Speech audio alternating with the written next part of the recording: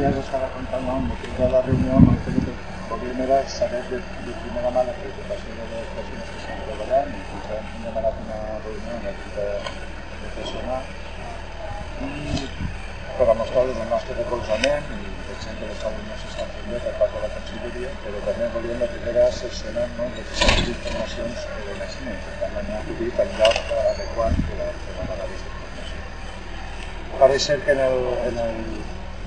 el plec de condicions administratives que se va donar a Marina Salut tenia una sèrie d'obligacions i aquestes obligacions s'estan incomplint, com pugui ser la remodelació de l'Hospital de la Pedrera per adaptar-lo, per adaptar-los i malaltia d'emergència, també el del nou centre de salut i de les centres d'especialitats, que al final la Conselleria el que necessita és l'entrat de l'hospital per a que es puguin marxar sense tindre que fer la inversió a la que s'havien compromès fer en el servei. I si hi ha hagut un canvi en el plec de condicions, això es podrà haver fet en política de concurrència que no es pot modificar d'una manera unilateral, sense prendre tots els mecanismes que marca l'administració per fer. I això era la raó. No? Em sembla que el que està passant és que la Conselleria està més preocupada de mirar pels interessos dels seus amiguets de Marina Salut i no per als interessos dels treballadors de l'Hospital. Bueno,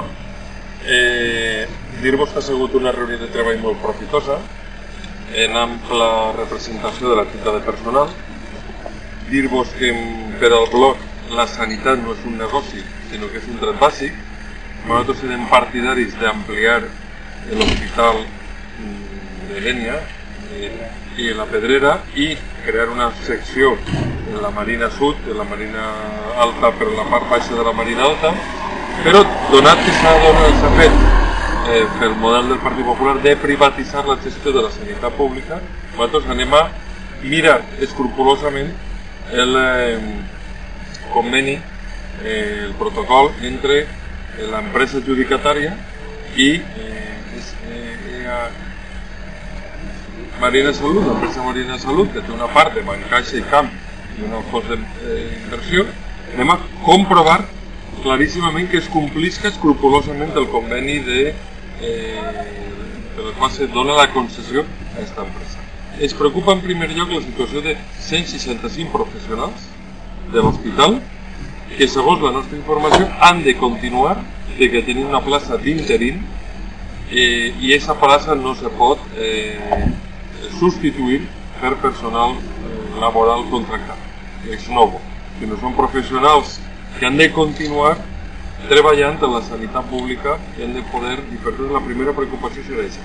I després anem a seguir el conveni per a que efectivament algú o alguna empresa no faci negoci de la nostra salut. I anem a seguir, anem a fer una bateria de preguntes i d'iniciatives parlamentàries al conseller de Sanitat per a supervisar que aquest conveni es complisca i que se millora i se mantinga la salut dels ciutadans de la Marina.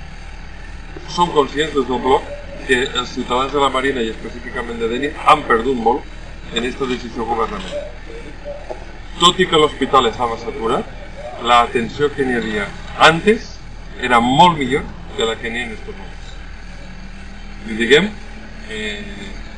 i apenedimos d'aquesta decisió que ha suposat una merma en la salut pública dels ciutadans de la Marina Alta. No hem anat a millor, sinó que hem anat a pitjor.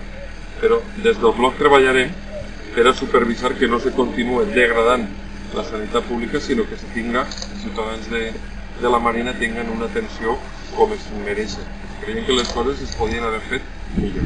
I des del bloc anem a treballar en coordinació amb la Junta de Personal per a que se complisquen escrupolosament els acords amb l'empresa adjudicatària Marina Salut.